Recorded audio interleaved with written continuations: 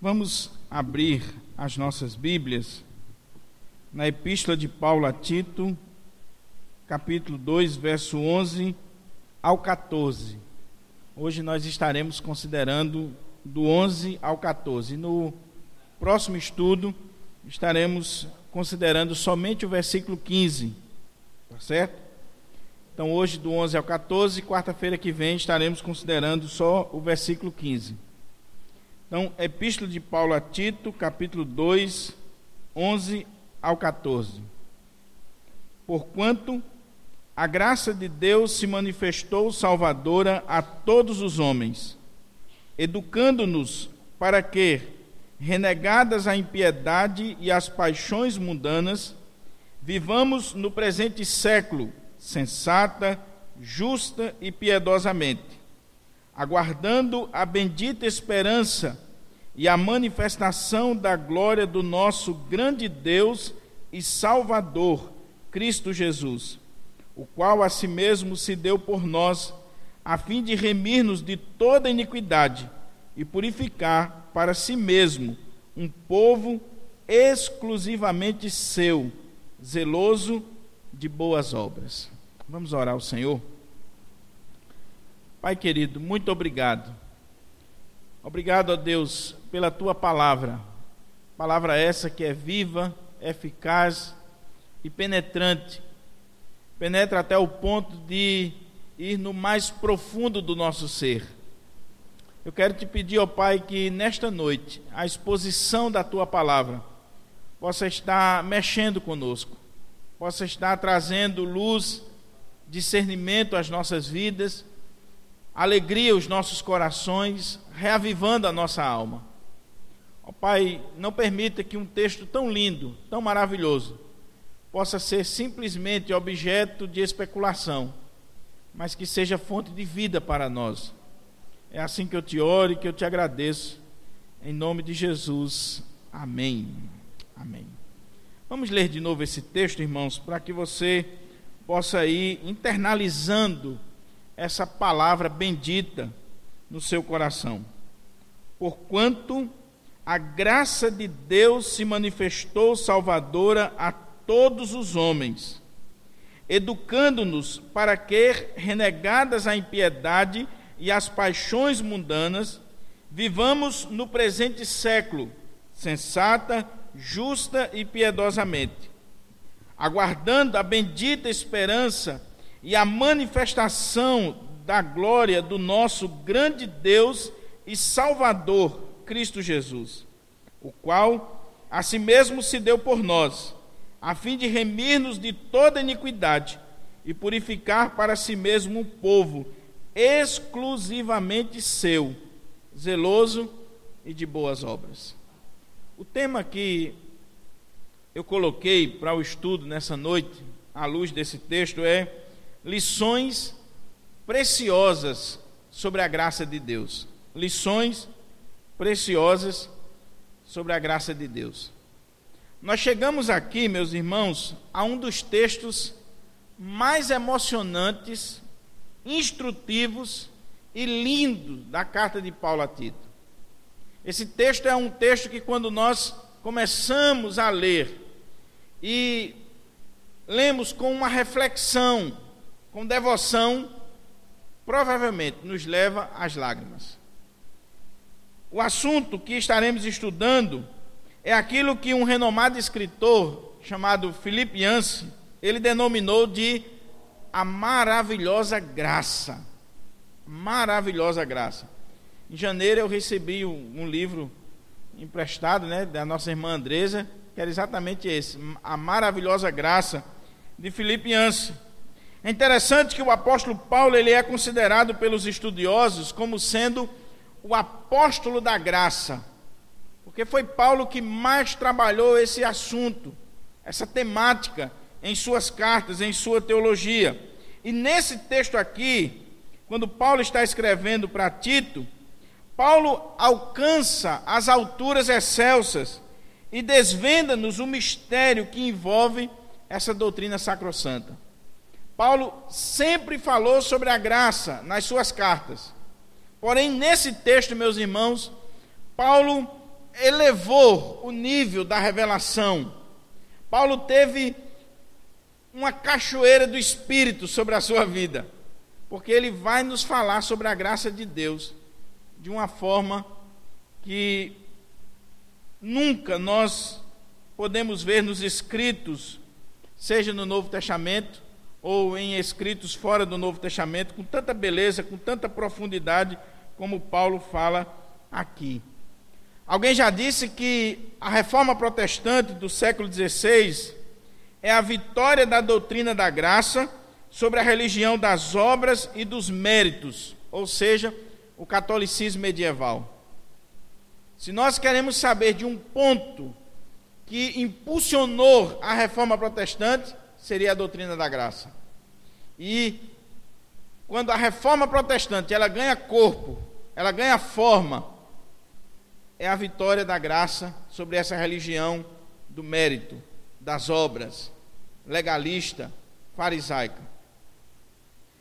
Desde Agostinho de Hipona, o qual escreveu muito sobre a graça de Deus, e os reformadores Lutero e João Calvino, vemos o efeito libertador e encorajador dessa doutrina bendita.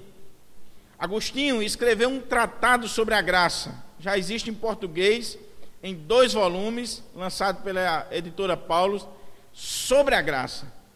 E os estudiosos, os historiadores entendem que tanto Lutero como Calvino simplesmente sistematizaram, trabalharam, trouxeram de volta aquilo que Agostinho escreveu lá no século III, quando Agostinho vai escrever sobre a graça. E aí, desde Agostinho, Lutero, Calvino, nós vemos, meus irmãos, o efeito dessa doutrina bendita na vida da igreja. Ela traz consolo, ela traz conforto, ela traz encorajamento para a vida da igreja. Eu queria que a gente pudesse olhar aqui, à guisa de introdução, 3 pontos para que a gente possa compreender o texto. Primeiro, esse é o texto clássico sobre a doutrina da graça. Esse é o primeiro ponto. A maioria dos estudiosos e comentaristas do Novo Testamento acreditam que esse é o texto mais claro e fundamental para entendermos o que é a graça de Deus. Se nós queremos entender o que é a graça, esse texto aqui é a base, é o alicerce, é o texto clássico. Na verdade, nós temos aqui um hino sobre a graça. E nesse hino, nós vemos aqui sendo ressaltada a sua origem, sua educação e ministério no presente, e sua revelação plena e gloriosa, aguardada no futuro. Paulo, nesse cântico, nesse hino, ele trabalha a origem da graça, o ministério da graça e a revelação plena da graça de Deus no futuro. Segunda coisa, meus irmãos, que nós vemos, é que a graça de Deus é o alicerce da vida piedosa. Se nós queremos viver uma vida santa, uma vida piedosa, uma vida temente a Deus, o alicerce é a graça. É interessante perceber que neste capítulo, Paulo fugiu um pouco daquilo que é comum em suas cartas. Se você olhar Romanos, Efésios, Gálatas, Filipenses, Colossenses, Paulo tinha uma metodologia que já foi trabalhada aqui, inclusive na escola bíblica. Primeiro ele dava a doutrina, depois ele aplicava essa doutrina para a vida da igreja. Primeiro ele tinha a doutrina, depois ele trazia o dever, a ética. Aqui não. Aqui Paulo primeiro falou sobre o dever, sobre a ética, quando ele descreveu, a partir dos versículos anteriores, o que o velho deveria fazer, a mulher idosa, o jovem, a jovem recém-casada. Ele deu o dever, e aí ele vai concluir o capítulo 2, mostrando a doutrina, mostrando a base, o fundamento dessa vida santa, dessa vida piedosa. E aí, eu concordo com o pastor Hernandes quando ele diz o seguinte, que não importa a ordem, o que é absolutamente indispensável é a estreita conexão que deve existir entre doutrina e vida, teologia e ética. Não importa a ordem. Não importa se Paulo fugiu um pouquinho da sua regra aqui. O que importa é, a doutrina tem que estar alinhada com a vida. A doutrina tem que fundamentar a nossa ética, a nossa conduta. E aí John Stott afirma que essas duas abordagens ou formas são legítimas, desde que ela mantenha essa base: doutrina e dever, doutrina e ética. Então, meus irmãos, é impossível termos uma vida como Paulo está querendo, a partir do versículo 1 que nós vimos aqui até o versículo 10, se nós não estivermos fundamentados, alicerçados na graça de Deus. Por isso que Paulo vai concluir chamando a atenção para a graça que muda a nossa vida, a graça que nos educa. Terceira coisa, para a gente entrar no texto, é o que é graça? O que é a graça de Deus? Estamos acostumados a ouvir e a lermos que graça é favor imerecido. Essa é a definição que geralmente nós ouvimos na igreja. Porém, eu gostei muito de uma definição de William Hendricks, quando ele procura definir o que é graça, indo um pouco além desse sentido básico.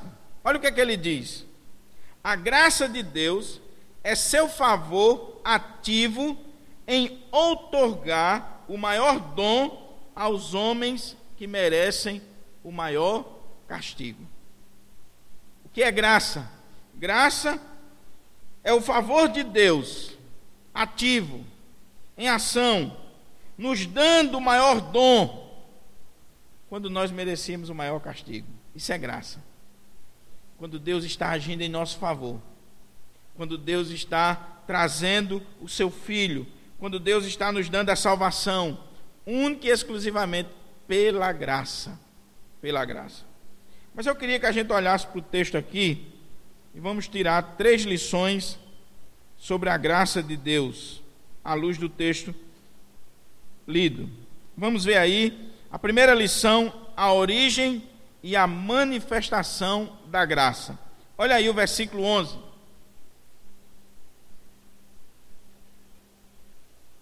Paulo diz assim: porquanto a graça de Deus se manifestou salvadora a todos os homens. Então, o primeiro ponto é a origem e a manifestação da graça. Paulo diz: porquanto. É interessante a gente ver essa ligação. Esse porquanto, meus irmãos, liga essa perícope aqui à anterior. É uma dobradiça. Paulo está chamando a nossa atenção, fazendo um link entre essas duas narrativas. Paulo expôs o dever e agora ele vai linkar o dever à doutrina. E aí, por que a gente deve fazer essa relação sempre, meus irmãos? Porque está aqui o fundamento de tudo que Paulo falou anteriormente. Se você excluir essa perícope aqui, o que Paulo disse anteriormente não faz sentido nenhum. Nós estaremos caindo simplesmente no legalismo, numa religião farisaica. Então é importante, porque nós temos aqui o fundamento teológico do conselho que Paulo havia dado. E aí Paulo destaca aqui pelo menos 3 coisas interessantes. Primeiro, a origem da graça. Olha o que o texto diz aí: porquanto a graça de Deus. A graça de Deus. O texto é claro em nos informar que a graça tem sua origem em Deus. Ela é graça de Deus. A graça, sendo algo tão maravilhoso e sublime, não poderia jamais ter sua origem na criatura humana, na mente humana corrompida. Ela tem que ter a sua origem em Deus. E aí, quando nós vamos procurar à luz da Escritura, nós vemos, por exemplo, 1 Pedro 5,10. Dê uma lida aí, 1 Pedro 5,10. Onde Pedro vai dizer que Deus é o Deus de toda graça. A graça é de Deus. A graça vem de Deus. Então, a origem da graça, meus irmãos, é o próprio Deus. A graça jamais pode surgir do homem. Segunda coisa que Paulo diz aqui para nós é a aparição ou a revelação da graça. Olha o que diz o versículo: porquanto a graça de Deus se manifestou. Se manifestou. Então Paulo vai falar da aparição ou da revelação da graça. Ela não passou a existir a partir do Novo Testamento. A graça de Deus, ela não começou, meus irmãos, quando teve início o ministério dos apóstolos, ou o ministério de Jesus. Ela sempre existiu. Agora é interessante que, como diz o pastor John Stott, quando você olha lá em Êxodo capítulo 34, versículo 6, que Deus sempre agiu com graça. Deus sempre agiu com graça. Deus sempre foi gracioso. A gente acha, meus irmãos, que no Antigo Testamento nós não encontramos graça. Nós não encontramos Deus sendo gracioso. Nós achamos que no Antigo Testamento o homem é salvo pelas suas obras, pelos seus sacrifícios, pela sua obediência. Porém, o próprio livro de Hebreus vai dizer que tudo aquilo que era feito lá atrás eram sombras. Que nunca sangue de touros, de bode, seja lá do que for, salvou ninguém.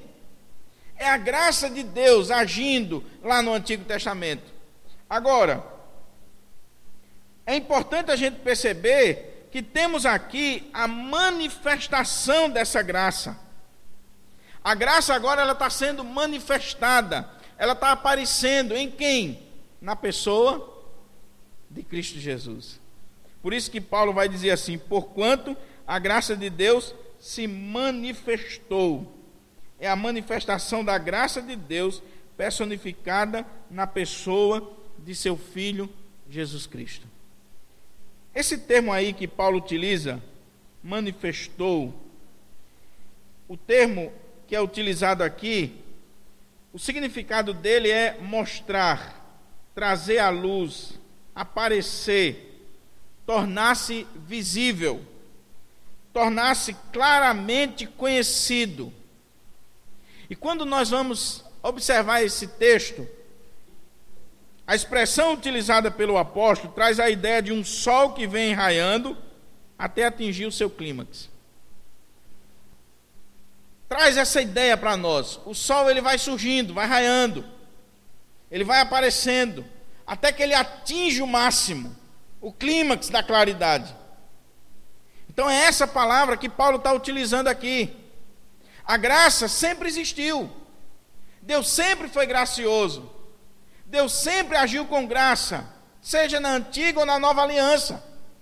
Agora, o que está acontecendo aqui é que essa graça de Deus, personificada na pessoa do seu Filho Jesus, ela está atingindo o clímax da revelação. Ela está se manifestando. Ela está aparecendo de forma plena, clara, para a vida daquelas pessoas. Ela tomou corpo, ela tomou forma. Então, essa palavra é muito rica. William Hendricks diz que essa manifestação da graça de Deus penetrou em nossas trevas espirituais e morais. Essa luz de Deus. Por isso que o Evangelho vai dizer que o povo que jazia em treva viu grande luz. E está fazendo referência a quê? Ao nascimento do Senhor Jesus. Quando o Senhor Jesus nasce, é esse sol que está raiando, que está aparecendo, manifestando a graça de Deus, trazendo essa luz para aquele povo que vivia na região e na sombra da morte. Agora, William Hendricks, ele ainda é muito feliz quando ele diz o seguinte: a graça de Deus surgiu repentinamente sobre os que estavam nas trevas e na sombra da morte. Você pode ver isso em Malaquias 4:2, Lucas 1:7-9, Atos 27:20 e no capítulo 3 de Tito, versículo 4. Ela desapontou quando Cristo nasceu, quando seus lábios emanaram palavras de vida e beleza, quando curava os enfermos, limpava os leprosos, expulsava os demônios, ressuscitava os mortos, sofreu pelos pecados dos homens e quando deu sua vida pelas ovelhas para reassumir na manhã da ressurreição. Assim, a graça derramou sobre o mundo a santa luz de Cristo e afugentou a escura noite do pecado. Então, nasceu o sol da justiça, trazendo cura e luz em suas asas. Quando Paulo diz aqui, a graça de Deus se manifestou, está fazendo referência a Cristo, a essa vinda de Cristo. Agora é muito importante percebermos que não é simplesmente a natividade de Jesus Cristo, mas sim a sua carreira terrestre inteira, incluindo sua morte e ressurreição. Nisto, temos a revelação maravilhosa do amor e do favor de Deus.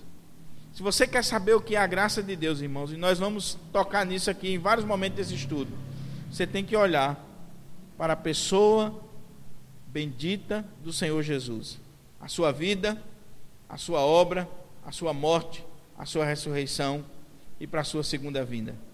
Então, Ele é a manifestação da graça, Ele é quem está revelando a graça, Ele é quem está trazendo luz sobre a nossa vida. Terceira coisa que Paulo chama a atenção ainda aqui, é que Paulo fala sobre o efeito da graça. Olha aí, o versículo 11.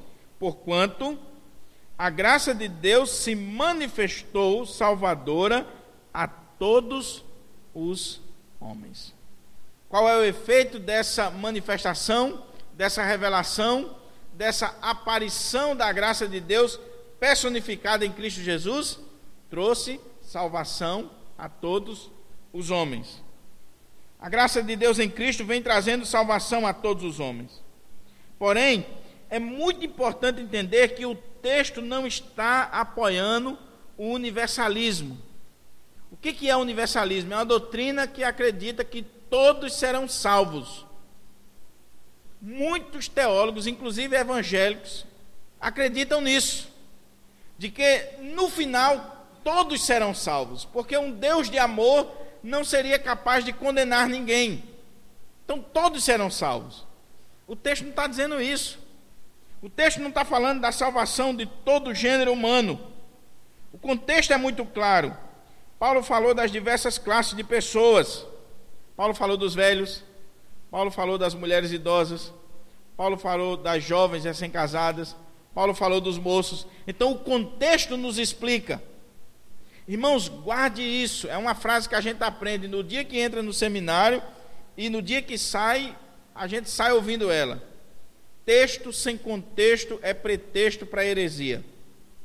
Aquela historiazinha de você abrir a Bíblia num versículo e ler aquele versículo e tirar uma lição fora do contexto que ele está inserido, isso aí é piada. Nós nunca podemos interpretar um texto fora do seu contexto. Por isso que quando Paulo está dizendo aqui que a graça de Deus se manifestou trazendo salvação a todos os homens, ele não está falando todos os homens quantitativamente, mas qualitativamente. Ele está falando de velho, de jovem. Ele está falando desse grupo que ele vinha discutindo. João Calvino diz que ele não está se referindo às pessoas individualmente, mas a todas as classes de pessoas com suas diversas formas de vida. E aí é interessante que Calvino vai chamar a atenção o seguinte, que Paulo põe uma forte ênfase sobre o fato de que a graça de Deus se condescendeu até mesmo de escravos. Você já imaginou?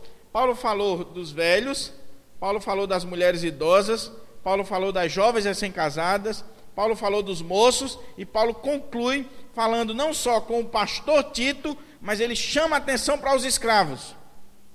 E aí João Calvino diz que quando essa graça de Deus se manifestou trazendo salvação a todos os homens, foi até mesmo para escravos, que no contexto lá do Novo Testamento seria um absurdo, porque escravo era um objeto qualquer. Escravo não tinha nem alma. Escravo era algo que podia se jogar.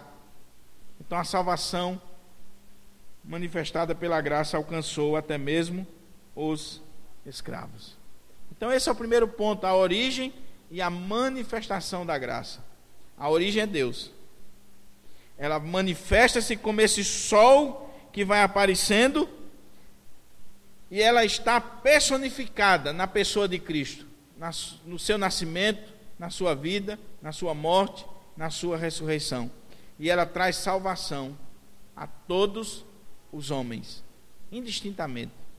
Reis, pessoas pobres, pessoas das mais diversas classes e etnias. Segundo ponto, meus irmãos, do nosso estudo hoje é mais rápido um pouco. Segundo ponto é o ministério pedagógico ou o ensino da graça. Paulo falou da origem, da manifestação da graça, do efeito da graça, e ele agora, a partir do versículo 12, ele vai falar do ministério de ensino da graça. Olha o que ele diz aí: educando-nos para que, renegadas a impiedade e as paixões mundanas, vivamos no presente século sensata, justa e piedosamente. Irmãos, esse texto aqui é solene.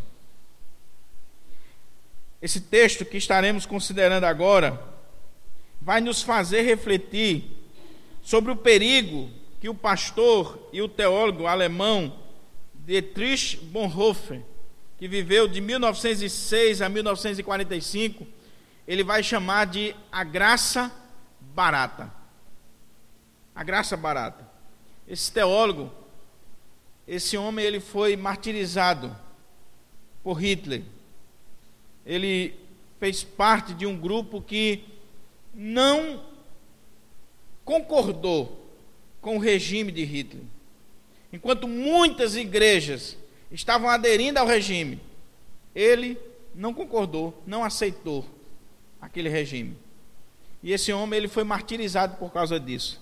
Na verdade, se diz que ele até fez parte de um grupo para tirar a vida de Hitler. Mas esse homem, ele escreveu um livro chamado O Preço do Discipulado, e nesse livro ele diz uma coisa, meus irmãos, sobre a graça barata, que parece que ele está olhando para os nossos dias, para o contexto das nossas igrejas aqui em Natal. O que é graça barata, na perspectiva de Dietrich Bonhoeffer? Ele diz assim: a graça barata é a inimiga mortal de nossa igreja. Lutamos hoje pela graça de grande valor. A graça barata é a pregação do perdão sem exigir arrependimento, batismo sem disciplina na igreja, comunhão sem confissão, absolvição sem confissão pessoal. A graça barata é graça sem discipulado, sem a cruz, sem Jesus Cristo vivo e encarnado. A graça de grande valor é o tesouro escondido no campo, pelo qual o homem vai alegremente e vende tudo que tem. É a pérola de grande valor, que para comprá-la, o negociante vendeu tudo que tinha. Tal graça é custosa, porque ela nos chama para seguir, e é graça, porque nos chama para seguir a Cristo. É de grande valor, porque custa aos homens sua vida, e é graça, porque dá ao homem a única vida verdadeira. O que me alegra nisso aqui é que não é simplesmente um teólogo, é alguém que viveu e morreu por isso. Nós precisamos, irmãos, ter cuidado, porque nós estamos apregoando uma graça, eu diria até estranha, uma graça que é uma aberração, uma graça que nos dá licença para pecar, para viver na safadeza. Por isso que Paulo vai dizer: olha, a graça de Deus se manifestou, trazendo salvação a todos os homens, mas ela não para aí. Ela educa-nos, ela nos leva a viver uma vida santa, uma vida piedosa, uma vida sensata, uma vida de temor a Deus. A graça de Deus não somente nos salva, mas nos disciplina para vivermos uma vida de santidade, de arrependimento, de compromisso com Deus. Paulo, ele é conclusivo quando fala da salvação em Efésios 2, do 8 ao 10. Paulo diz que nós somos salvos pela graça, por meio da fé. Isso não vem de nós, é dom de Deus. Não vem das nossas obras para que a gente não se glorie, mas ele diz que nós somos salvos para as boas obras. A obra não salva, mas ela prova que nós somos salvos. Ela demonstra. A graça de Deus, quando ela atinge a nossa vida, quando ela se manifestou na nossa vida, vai aparecer uma vida santa, vai surgir uma vida piedosa. Paulo usa a expressão aqui, que significa treinar crianças, ser instruído ou ensinado, levar alguém a aprender. A graça está agora sendo personificada na figura de um mestre, de um pedagogo. A palavra que ele usa no original é paideia, de onde vem pedagogo. Um pedagogo que nos ensina, nos educa. Nos educa em quê? Se você olhar aqui, ele atinge as 3 áreas da nossa vida. Nos educa consigo mesmo, passamos a ter domínio próprio, a ser uma pessoa sensata. Com o próximo, somos justos, exercemos justiça, honradez, e com Deus passamos a ter devoção, uma vida piedosa. A graça é esse pedagogo, é esse mestre que nos pega pela mão e nos ensina a viver consigo mesmo, com o nosso próximo e com o nosso Deus.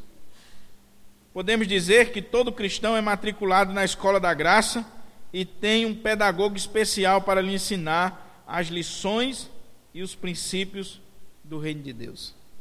Todo crente, irmãos, uma vez alcançado por essa graça de Deus, ele é matriculado nessa escola, a escola da graça. E aí ele começa a ser discipulado, disciplinado, educado a viver uma vida diferente. John Stott, ele faz referência em seu comentário a um livro publicado na Inglaterra em 1880, cujo título era A Escola da Graça. E ele destaca uma frase do autor que é bem interessante. A graça não apenas salva, mas se encarrega de nos instruir. Desse modo, todos os cristãos são alunos da graça. Querido, se você ainda não está matriculado na escola da graça, se você ainda não está tendo a sua vida moldada pela palavra de Deus, pelo Espírito Santo de Deus, não houve manifestação da graça de Deus na sua vida. O sol da justiça ainda não raiou no seu coração. Agora, se você está matriculado, se você é um aluno dessa escola da graça, se esse pedagogo, esse mestre, o Espírito Santo de Deus, o próprio Senhor Jesus Cristo está te pegando pela mão e te ensinando os princípios do reino de Deus, e a sua vida está sendo mudada, transformada a cada dia. Não é que você vai se tornar uma pessoa perfeita do dia para a noite, nada disso. A santidade é um processo. Agora, a cada dia eu tenho que ser melhor. A cada dia eu tenho que estar melhorando comigo mesmo, com o meu próximo, em relação ao meu Deus, porque a graça nos educa para que, renegadas a impiedade e as paixões mundanas, vivamos no presente século sensata, justa e piedosamente. À luz do texto, nós podemos destacar 2 pontos. Primeiro, o que a graça nos ensina a renunciar? Olha aí para o texto. Para que, renegadas a impiedade e as paixões mundanas. O texto é bastante enfático e chama a nossa atenção para renegar a impiedade, as paixões mundanas. Na língua original grega, o verbo significa que fazemos isso de uma vez por todas. Irmãos, guarde isso no seu coração. Há uma palavrinha no grego para definir aqui o verbo, que é auristo. O que é o auristo? É uma ação que é feita lá atrás e foi feita uma única vez. Uma única vez. O que Paulo está dizendo aqui é que quando nós somos alcançados pela graça de Deus, essa graça de Deus, ela nos educa, nos instrui a abandonar, a renegar, a renunciar à impiedade, às paixões mundanas. Tem que cortar o laço. Não há como, meus irmãos, ficar com um pé na igreja e um pé lá fora. Não há como você estar com um pé no céu e um pé no inferno. Ou você cortou esse laço, ou você não foi alcançado pela graça. Porque a graça lhe instrui, lhe educa e leva você a renunciar às paixões mundanas de uma vez por todas. João Calvino diz que essa renúncia tem a ver com a nossa forma anterior de vida e que a impiedade está ligada à negligência religiosa em relação a Deus. Quando ele diz aqui de uma vida de impiedade, é aquela pessoa que não leva Deus a sério. Ela até crê em Deus, mas a vida dele não é vivida em função desse Deus. Deus não faz parte do seu dia a dia. Ele é um ímpio. Ele despreza as coisas de Deus, os princípios de Deus. Então Calvino diz que está ligada a essa vida religiosa em relação a Deus. Já as paixões mundanas têm a ver com todas as afeições da carne, a qual é atraída pelas coisas do mundo. Quando ele fala de uma vida de impiedade, é aquela pessoa que despreza Deus, que despreza as coisas de Deus. Mas quando ele está falando aqui de paixões mundanas, é aquele desejo da carne, a afeição da carne, querendo as coisas do mundo, querendo as coisas que estão aí. E aí Hendricks, ele defende que o que Paulo está dizendo aqui, à luz da palavra que ele utiliza no original, é o desejo sexual desordenado, o alcoolismo, o desejo excessivo por bens materiais. Em suma, ele aponta para os anseios desordenados por prazeres, poder e possessões. Paixões mundanas têm a ver com esse prazer, essa busca de poder, essa busca de bens materiais. Isso é paixão mundana. Isso é você ainda não ter sido alcançado pela graça de Deus. Irmãos, é muito importante o que Paulo está falando aqui. Paulo está falando de dois tipos de pessoas. Ele está falando de um ímpio, de uma pessoa que tem uma vida com impiedade, e ele está falando de paixões mundanas. Há pessoas que são até boas, há pessoas que você olhando para ela, e assim, essa aí, pelas obras, ela até seria salva. Mas Paulo está falando também dessa pessoa que o coração dela, o desejo do coração dela é poder, é bem material, é sexo, é o prazer desenfreado. Querida, a gente precisa avaliar a nossa vida.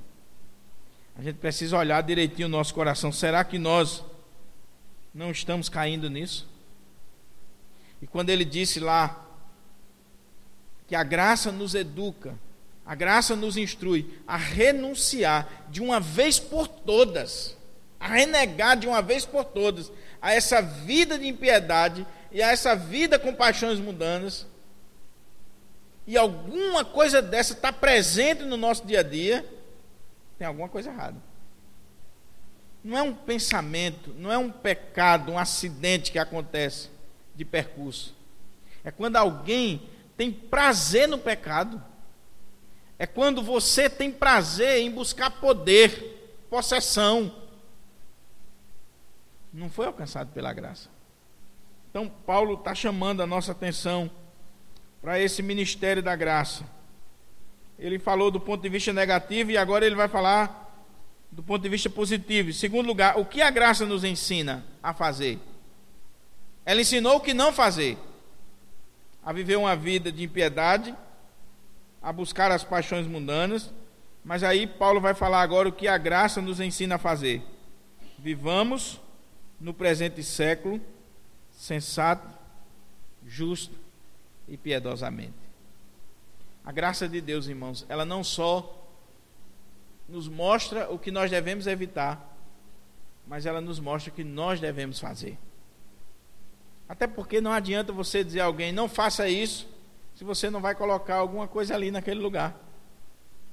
Você só vai mudar um hábito mal com um bom hábito. Então, por isso que a graça de Deus, ela nos instrui, nos educa a renunciarmos às paixões mundanas, mas ela também vai nos levar a buscar, a viver no presente século uma vida sensata, justa e piedosa. Se você olhar o capítulo 12 de Romanos, versículo 1 e 2, Paulo está falando exatamente isso. Se você olhar do versículo 9 ao 21, você vai perceber que não é somente abandonarmos o mal, nós temos que praticar o bem. Não é somente largar as paixões mundanas, a vida impiedosa. Nós temos que buscar uma vida santa, uma vida piedosa diante de Deus. Então Paulo trabalha no capítulo 12 de Romanos esse equilíbrio entre abandonar o que é mal e fazer aquilo que é bom. Temos aqui nessas três palavras, sensata, justa e piedosa, como diz João Calvino, o sumário abrangente do que é a vida cristã. Se você quer saber o que é a vida cristã, está aqui. A vida cristã, ela pode ser resumida nessas três palavras: sensato, justo e piedoso. Sensatez é aquela palavrinha que aparece aqui na carta de Tito várias vezes. Sofron, equilíbrio, domínio próprio. É você saber frear os seus impulsos. É você, debaixo da graça de Deus, da mão de Deus, você se controlar diante das paixões mundanas, diante de tudo isso que o mundo está oferecendo. Agora não para aí, ele diz que você tem que ser justo. Ele diz que nós temos que exercer justiça. Então isso tem a ver com o nosso próximo, com os nossos relacionamentos, a vivermos uma vida equilibrada, controlada, mas também justa. E aí ele diz que nós devemos também viver uma vida piedosa. Irmãos, se tem uma coisa que está faltando na igreja, é piedade. Piedade, devoção, vida com Deus. Ora, se as pesquisas dizem que os pastores não oram em média 15 minutos por dia, imagine como é que está o rebanho.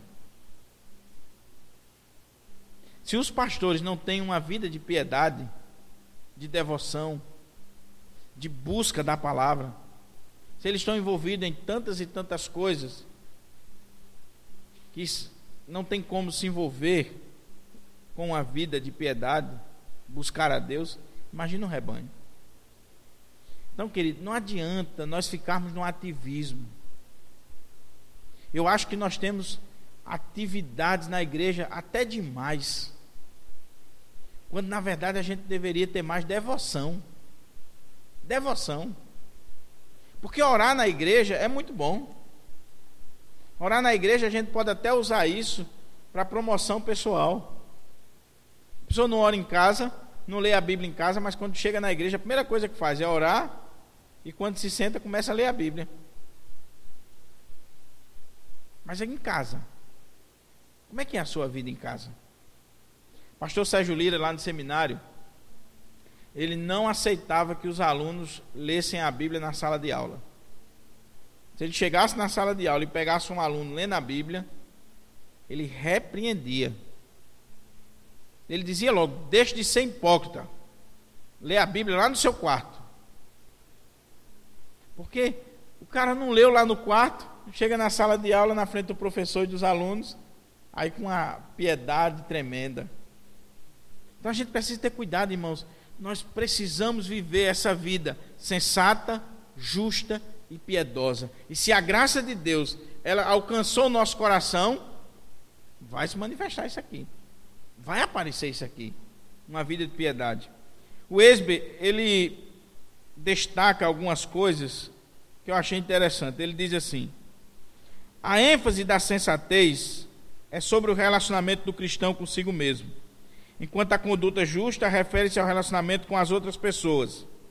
Piedosamente é como devemos viver em nosso relacionamento com o Senhor. No entanto, essas três qualidades não devem nem podem ser separadas. Os cristãos vivem no presente século, mas não em conformidade com ele, nem para ele. Cristo nos remiu deste mundo perverso, Gálatas 1:4, e não devemos nos conformar com ele, Romanos 12:1-2. Também não devemos andar segundo os seus padrões, Efésios 2:2. Provamos os poderes do mundo vindouro, Hebreus 6:5. E não devemos ter o desejo de nos dedicar ao presente século com sua superficialidade e impiedade. Irmão, se você já provou a excelência de Cristo, se você já provou a beleza do reino de Deus, a doçura do reino de Deus, não tem por que você ir buscar mais nada no mundo, viver uma vida jogada no mundo. Não tem. Por isso que há uma imagem que o apóstolo Pedro coloca que é muito feia, né? É como a porca que volta à lama, o cachorro que volta a tomar o vômito, né? Quantos, irmãos, quantos que foram alcançados pela graça, e essa graça bendita que se manifesta na nossa vida, que nos educa, e aí a pessoa ainda fica pensando no mundão. Peça a Deus, querido, graça para você renunciar de uma vez por todas o mundo. Tem crente que não pode chegar ao carnaval, não pode chegar ao carnatal. Tem alguma coisa errada. Terceiro lugar, vamos olhar aí para o texto e ver a esperança manifestada a nós pela graça. Olha o que Paulo diz aí, versículo 13 e 14. Aguardando a bendita esperança e a manifestação da glória do nosso grande Deus e Salvador, Cristo Jesus, o qual a si mesmo se deu por nós, a fim de remir-nos de toda iniquidade e purificar para si mesmo um povo exclusivamente seu, zeloso de boas obras. Coisa linda, né? Já vimos desde o início desta exposição que a graça de Deus, ela ganha forma e ela é revelada a nós somente em Cristo Jesus. Ele é a manifestação visível da graça plena de Deus. Agora, a dinâmica desta nova vida é a expectativa da vinda de nosso Senhor Jesus Cristo. A graça, ela é manifestada em Cristo. E aí a dinâmica da nova vida que nós devemos viver hoje, essa vida sensata, justa e piedosa, ela é vivida na expectativa da segunda vinda de Cristo. Quando se espera uma visita real, limpa-se tudo, decora-se, acerta-se tudo para que o outro veja. O cristão é uma pessoa que está sempre preparado para receber o Rei dos Reis. Essa palavra que Paulo utiliza aqui para a manifestação da graça, ela não só traz a ideia de um sol que vem raiando e que atinge o clímax, mas também essa palavra era usada para a chegada de um rei, de uma autoridade, ou até mesmo a vinda de um Deus.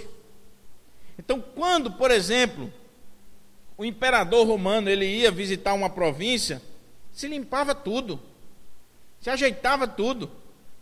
O que acontece hoje quando o prefeito vai visitar um bairro, um posto de saúde, uma periferia? Meu Deus do céu, quando lá no Guarapes a gente via, logo cedo, 7h pouco da manhã, limpando a entrada do Guarapes, pintando meio fio, ajeitando tudo, O prefeito vem aí. Vai chegar. Tudo está bonito, tudo está preparado. Então, a palavra que Paulo utiliza aqui, e aí ele está falando agora exatamente nessa segunda manifestação, essa epifaneia da glória. Ele está dizendo, olha, nós vivemos nessa expectativa da manifestação plena de Cristo Jesus, quando ele vai voltar. E aí, John Stott, ele nos emociona, é de ir às lágrimas, quando ele afirma o seguinte, preste atenção no que ele diz aqui: aquele que apareceu brevemente no cenário da história e desapareceu, um dia vai reaparecer.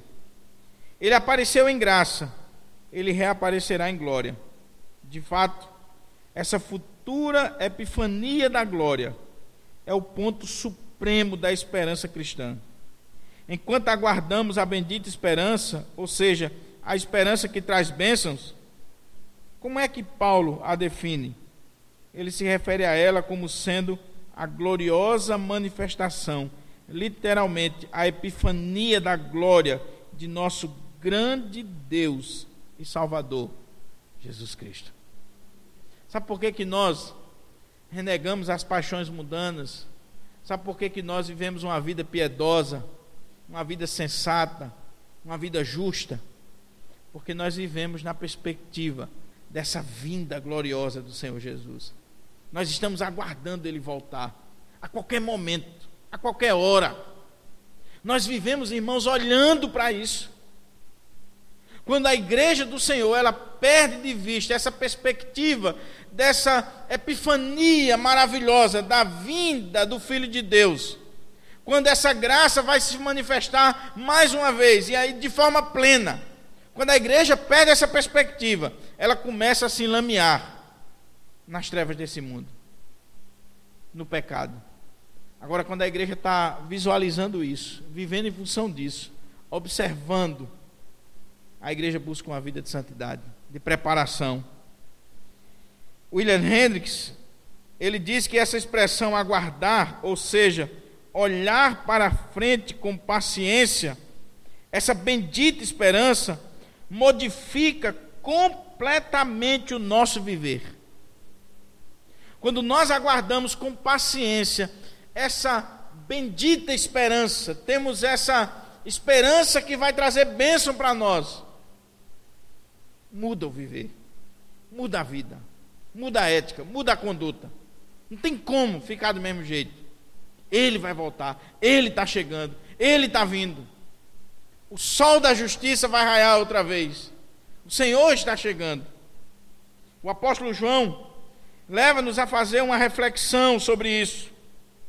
João diz assim: amados, agora somos filhos de Deus, e ainda não se manifestou o que haveremos de ser. Sabemos que quando Ele se manifestar, seremos semelhantes a Ele, porque havemos de vê-lo como Ele é. E a si mesmo se purifica todo aquele que tem essa esperança, assim como Ele é puro. 1 João 3, verso 2 e 3. João diz: amados, Ele vai se manifestar. Nós veremos Ele como Ele é. E aquele que tem essa esperança, aquele que vive nessa perspectiva, ele vai se purificar, porque Cristo é puro, Cristo é santo. E nós devemos também viver uma vida de santidade. Paulo está apresentando para nós os fundamentos da nossa esperança e do nosso viver diário. Após ter trabalhado o dever e a ética dos diversos grupos ou classes da igreja, velhos, idosos, moços, escravos, ele não poderia concluir esse capítulo senão chamando a nossa atenção para aquilo que os estudiosos denominam de imperativo cristão, no contexto e na perspectiva escatológica do já e do ainda não. Paulo, ele sempre trabalhava o imperativo cristão. Ele sempre chamava atenção: a doutrina vai mudar a nossa vida, vai nos dar uma nova perspectiva de vida. Não podemos expor a doutrina sem expor o dever, sem expor o imperativo. Agora, veja que coisa linda, Paulo está vivendo esse já e ainda não. Essa graça que já se manifestou na nossa vida, trazendo salvação, mas essa mesma graça personificada em Cristo, que um dia vai se manifestar de uma vez por todas. Nós vivemos, irmãos, nessa perspectiva escatológica. O já desfrutamos do reino de Deus, já vivemos nos princípios do reino de Deus, já manifestamos na nossa vida essa graça de Deus, mas aguardamos quando tudo isso vai vir de uma forma plena na nossa vida. Quando, de fato, nós estaremos para sempre e sempre com o Senhor.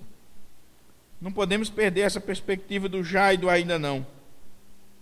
À luz de tudo que estamos vendo nesse versículo, podemos dizer que o alicerce da vida e, sobretudo, da esperança do verdadeiro cristão pode ser resumido nos seguintes pontos relacionados ao nosso grande Deus e Salvador. Se você olhar esse texto, irmãos, você vai ver aqui 3 coisas que resumem tudo o que Paulo está dizendo. Todo o fundamento da nossa vida, da nossa esperança, do nosso viver. 3 coisas.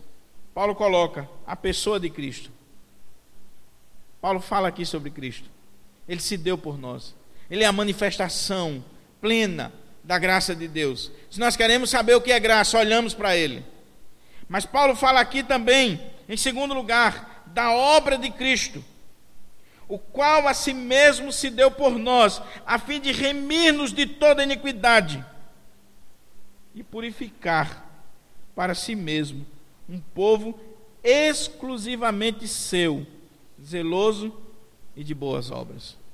Ele fala de Cristo, ele fala da obra de Cristo e ele fala da volta de Cristo, dessa epifania da glória, dessa aparição bendita do Senhor Jesus. Se quisermos saber o que é a graça de Deus, é só olhar para Jesus, é só olhar para Ele. Ele é a revelação da graça, a manifestação da graça. Eu quero concluir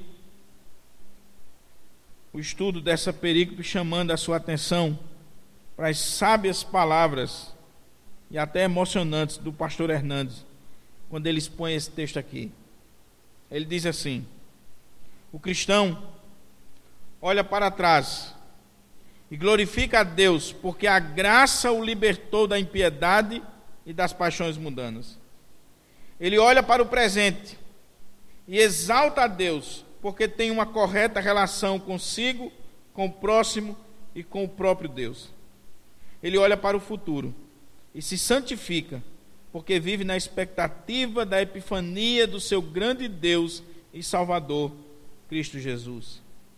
A graça de Deus nos libertou de nossas mazelas do passado, restaurou a nossa vida no presente e nos mantém nas pontas dos pés, com uma gloriosa expectativa em relação ao futuro, quando o nosso grande Deus e Salvador, Cristo Jesus, há de voltar em glória e poder. É impossível que aqueles que mantêm essa gloriosa esperança da volta de Jesus se recusem a entregar-se completamente a Deus. É isso aqui, meus irmãos, que resume o que Paulo está dizendo. A graça de Deus se manifestou trazendo salvação. A graça de Deus nos educa, nos instrui, nos disciplina, direciona a nossa vida. E a graça de Deus, ela mantém em nós essa esperança futura, desse aparecer, desse raiar do sol da justiça, mais uma vez. Nós vivemos nessa perspectiva. Nós vivemos olhando para isso. Essa perspectiva foi o que fez toda a diferença na vida dos primeiros cristãos. Eles não tinham dúvida que o Senhor voltaria naquela época, naquele contexto. Então, bens materiais, os prazeres desta vida, a própria vida deles não significava muita coisa, não. O Senhor está voltando. Sabe qual é o nosso problema, irmãos? E eu quero concluir com isso. É que nós estamos tão bem, tão acostumados com isso aqui. Nós temos tanta coisa boa, que muitas vezes o nosso desejo é: Senhor, demora mais um pouquinho. Senhor, não vem agora não. Eu estou para fechar um negócio aí, Jesus, que vai ser milhões. Não vem não. Eu estou para receber o apartamento, o carro. Senhor, nós perdemos, irmãos, essa paixão de dizer assim: Maranata, ora vem, Senhor Jesus. Maranata, ora vem, Senhor Jesus. Que quando Ele vier, Ele vai enxugar dos nossos olhos toda lágrima. Quando Ele vier, Ele vai levar aqueles que são o seu povo, alcançado única e exclusivamente pela graça, não pelos seus méritos, não pelas suas obras, mas por causa da graça de Deus, da manifestação de Deus. Eles são um povo zeloso de boas obras, uma propriedade exclusiva do Senhor Jesus. Maranata, Maranata, ora vem, Senhor Jesus. Ele é o Senhor dessa igreja. Ele é o pastor dessa igreja. É Ele que nós almejamos ver, que nós almejamos encontrar. Aquela cena que o salmista, ele diz: abre-se, ó portais eternos, para que entre o Rei da Glória. Quem é este o Rei da Glória? O Senhor, forte e poderoso. Ele é o Rei da Glória. Eu fico imaginando, irmãos, quando o Senhor Jesus voltar, que reunir a sua igreja, povos, tribos, línguas, nações, e Ele apresentar essa igreja ao Pai, sem mácula, sem ruga, santa. Que cena! Quando nosso Senhor celebrar a ceia e servir a cada um de nós, Ele, não perca isso, querido, em nome de Jesus. Olhe para isso, olhe para Cristo, olhe para o Senhor, e a sua vida vai ser mudada, vai ser transformada, em nome de Jesus. Vamos orar. Vamos pedir ao Senhor que aplique essa palavra em nosso coração. A gente não pode se reunir, irmãos, somente para estudar. Essa palavra tem que queimar na nossa vida, tem que mudar a nossa vida. Ó Deus, tem misericórdia de nós, Senhor.